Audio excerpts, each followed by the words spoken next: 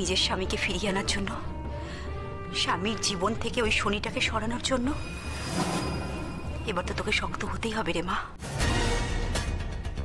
এই তো সবে শুরু, তোকে আরো আরো অনেক বেশি কঠিন হতে হবে।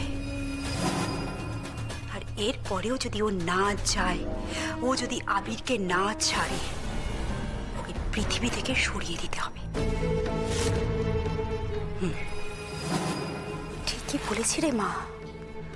ও কিন্তু শুধু আবিরেরই ভাগিদার নয়, ও কিন্তু তোর জীবনের সবকিছুর ভাগিদার। তোর বাবা তো এখন সম্পত্তিও দুভাগে ভাগ করবে শুনেছি। চিনি না জানি না কোত্থেকে একটা উটকো মেয়ে এসে জুটে গেছে, যার কোনো জন্ম পরিচয় আমাদের কিচ্ছু জানা নেই। আর এখন সেই মেয়েটা তোর সমান সমান হয়ে চলতে চাইছে। এটা তো হতে পারে না।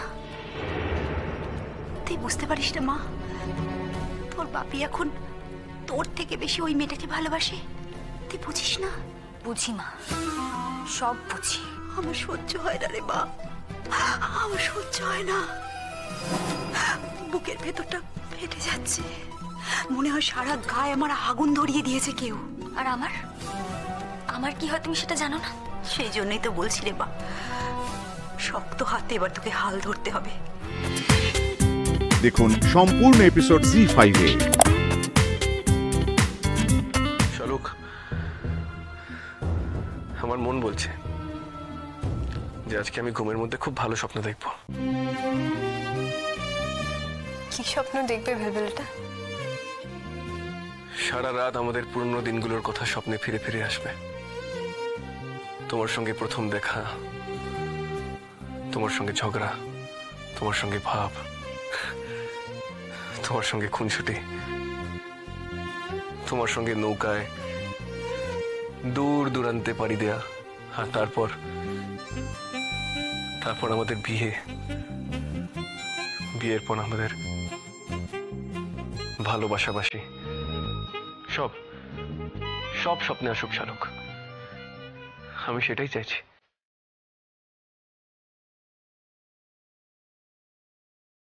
তুমি কাঁদছো না? তুমি কি করে জানলে? মানুষের যখন চোখের দৃষ্টি হারায়, তখন তার অন্তরের দৃষ্টি উজ্জ্বল হয়ে যায় শালুক।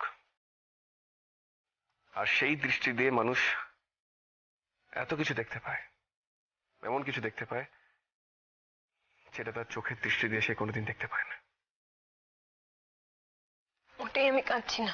তুমি কিন্তু আমাকে ছুঁয়ে আছো শালুক। জীবনের সব থেকে প্রিয় মানুষকে কেউ ছুঁয়ে মিথ্যা কথা বলে?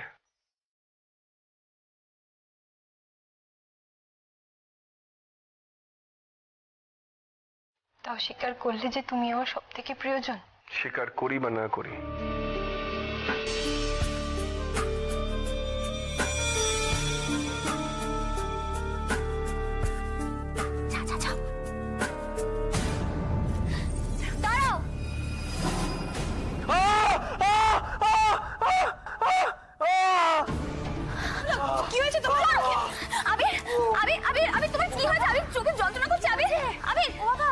ঐশ্বর্য দিদি, তুমি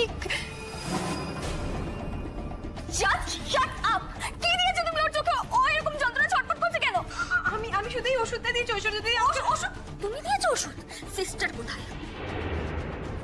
কিন্তু নার্স দিদি তো আমাকে এই ওষুধটাই দিয়ে গেছিলেন। উনি আমাকে বলে গেলেন এই ওষুধ। দাঁড়াও মা, তুই মাথা গরম করিস না মা। একটা অশিক্ষিত মূর্খ মেয়ে, তুই তার সাথে মাথা গরম করছিস? শোন মা, আমার মনে হয় ভুল ওষুধ দিয়ে দিয়েছে জানিস মা, তাই জন্য আবির এত ছটফট করছে, এত কষ্ট পাচ্ছে। মারে তুই একবার দেখ না ওষুধটা। এই দাও দাও তো, দেখ। এই ওষুধ তুমি কোথায় পেলে শালুক? এই ওষুধ তোর চোখে দেওয়ার কথা নয়। হ্যাঁ, কিন্তু নার্স দিদি তো আমাকে এই ওষুধটাই দিয়ে গেছিলেন। আমি সেটাই। এই কি বলছো? নার্স তোমাকে এই ওষুধটা দিয়ে গেছিল দেওয়ার জন্য? হ্যাঁ, একদম মিথ্যে কথা বলবে না। বাচ্চা ভোলাচ্ছে আমাদের, না মারে? আমাদের কিন্তু বাচ্চা ভোলাচ্ছে জানিস তো। আমার কি মনে হয় তুমিই নিশ্চয়ই বলেছো নার্সকে আপনাকে ওষুধ দিতে হবে না, আজকে রাতটা আমি ওষুধ দিয়ে দেবো, তাই তো? আরে মা, আমার কিন্তু মনে হয় এই কথাটাই বলেছে যে আমি ওষুধ দিয়ে দেবো, বুঝেছিস? দাঁড়াও। হ্যাঁ বল, এই ওষুধটা তোমাকে দিতে বলেছে না সিস্টার? হ্যাঁ, আর একটাও কথা তুমি বলবে না। আমি সিস্টারকে ডাকছি। ঐশ্বর্য দিদি,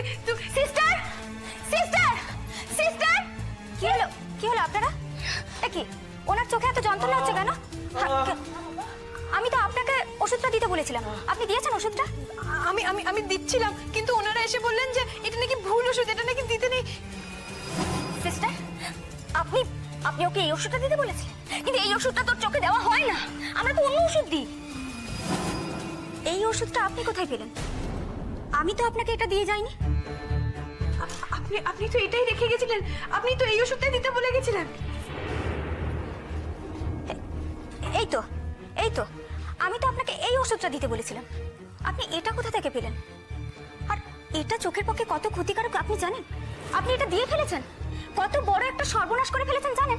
এর ফলে উনি সারা জীবনের মতো অন্ধ হয়ে যেতে পারেন। কি শালু, তুমি আমার এত বড় ক্ষতি কেন করলে? শালু, কেন করলে? তোমার ভেতরে এত হিংসা? তুমি আবিরকে পাওনি বলে তুমি তুমি ওকে আমার কাছ থেকে কেড়ে নিতে চাইছিলে? আবির, আবির দেখ মা, আবির, আবির তোমার খুব কষ্ট হচ্ছে না? ও তোমার চোখটা নষ্ট করে দিতে চাইছিল। আমি আমি ভাগ্যিস ঠিক সময় চলে এসেছিলাম। আমি শেষবারের মতন দেখার জন্য এসেছিলাম যে ওর চোখে সব ঠিকঠাক ওষুধ দেওয়া হয়েছে কিনা। তাই আমি জানতে পারলাম। বাবা, জানো তো আমরা তো বাড়ি চলে যাচ্ছিলাম, কিন্তু এই যে আমার মেয়েটা কিছুতেই আমার কথা শুনলো না। বললো মা গো, কালকে তো আবিরে ওষুধটা আজকের উপর ডিপেন্ড করছে, মা চলো একবার গাড়ি ঘুরিয়ে নিয়ে আরেকবার আবিরকে গিয়ে দেখে আসি। আমি কি আর মেয়ের কথা ফেলতে পারি বাবা? সোজা চলে আসলাম। আমি আপনাকে এই ওষুধের শিশিটা দিয়েছিলাম, আপনি এটা কোথা থেকে পেলেন? তাছাড়া এটা তো প্রেসক্রিপশনে লেখা ছিল না, কোথায় পেলেন আপনি? কি ব্যাপার, কে আপনি? আপনি আমাদের পেশেন্টের ক্ষতি করতে কেন চাইছেন? আপনি বিশ্বাস করুন, আমি ওর কোনো ক্ষতি করতে চাইনি, আমি কোনো ক্ষতি করতে চাইনি, বিশ্বাস করুন আপনি। আপনাকে আর বিশ্বাস করা যাচ্ছে না, যা বলার আমি ওনার বাড়ির লোকেদের বলবো। না না না না, আজকে বাড়ির লোককে ডাকতে হবে না।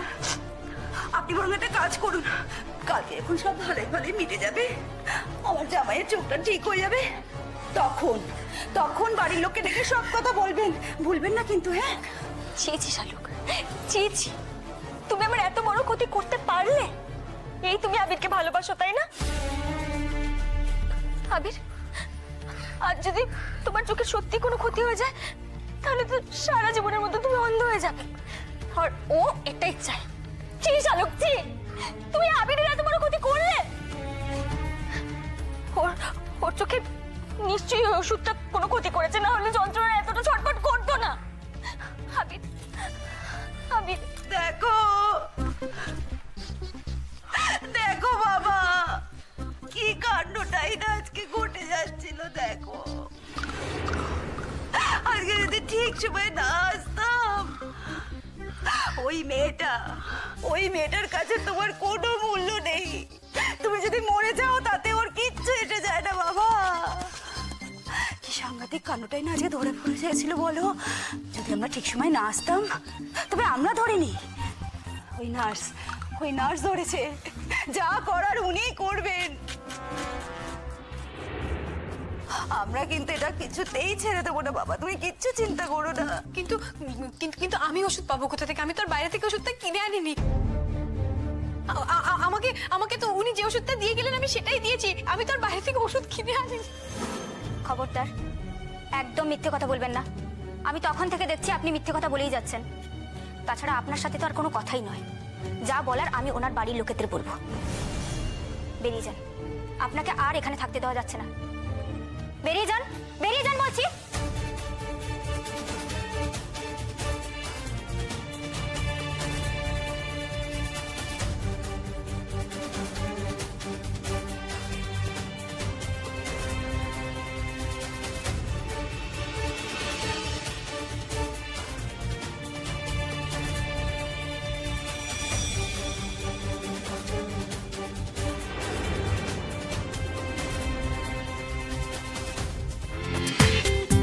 দেখুন সম্পূর্ণ এপিসোড জি5-এ।